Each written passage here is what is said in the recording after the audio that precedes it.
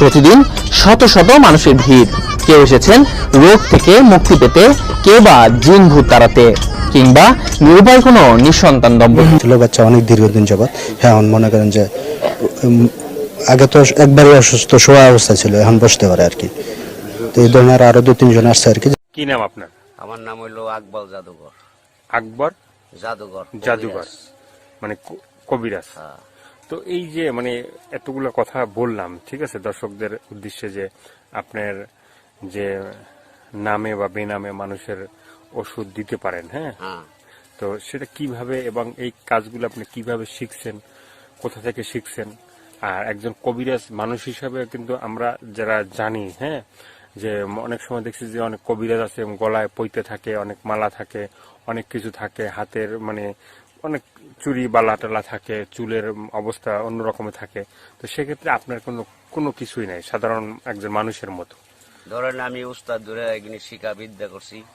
আমি কোনো খারাপ কোনো লোক না, আবল তাবল ভালোবাসি না। আমি যাহা চিকিৎসা করি সঠিকভাবে চিকিৎসা করি। ওই মালা টালা যারা দেয় তারা লত্য চরি লক্ষণ ওগুলি আমরা জানি না। তবে আমরা যেটা করি সরাসরি সোজা ভালো মন্দ সবকিছু করি। যারা প্রেম ব্যথায় বাধ্য হয়েছেন, অথবা প্রেম করছেন, শেখ খাইছেন, অথবা টাকা দিছে মাইরা খাইতেছে, উঠাইতে পারেন না, আমি সরাসরি কথার মাধ্যমে তার টাকা উঠাই দিতে পারি, অথবা তার প্রেম ভালোবাসা লাগাই দিতে পারি। যে কোনো ব্যাপারে ধাতু দুর্বল, স্বপ্ন দোষ অথবা পুরুষঙ্গ নাই, হিজলের মতো হয়ে গেছে, কথার মাধ্যমে আবার আল্লাহর রহমতে সব ঠিক হয়ে যাবে। আমি কোনো খারাপ না, কোনো বন্ড না। যদি কেউ মনোপ্রাণে বিশ্বাস হয়, প্রবাসী ভাইয়েরা যে যেখানেই থাকেন, যদি ভালো লাগে কথা দিয়ে শুই না, তাহলে যোগাযোগ করবেন, আমি নাম্বার দিব। যোগাযোগ করলে আল্লাহর রহমতে যদি বিশ্বাস করেন, তাহলে আপনাদের বিশ্বাসের মাধ্যমে আল্লাহ তাআলা কাজ করতে পারে।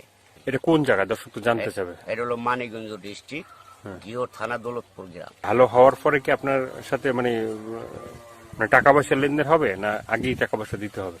আমি কোনো এমনি টাকা পয়সা খাই না। সে যদি ওষুধের মাধ্যমে, আমি কথার মাধ্যমে করি, চালান করি, ওই ওষুধের কিছু টাকা লাগবে, ওইটা দিলে আমি নামের পর চালান করে কাজটা সমাধান করে দিতে পারবো। এইটাই মানে আপনি মানে টাকা পয়সা নেন না, কিন্তু যে ওষুধ ফষুধ যে করতে যে খরচ বরচ হবে, এই খরচটা শুধু নেন? ওই শুধু খালি খরচটাই নেই, আর কিছু কাজ হওয়ার পরে যদি সে খুশি হয়ে কিছু দেয় তাহলে দিব, না দিলে নাই, চাই নেই না।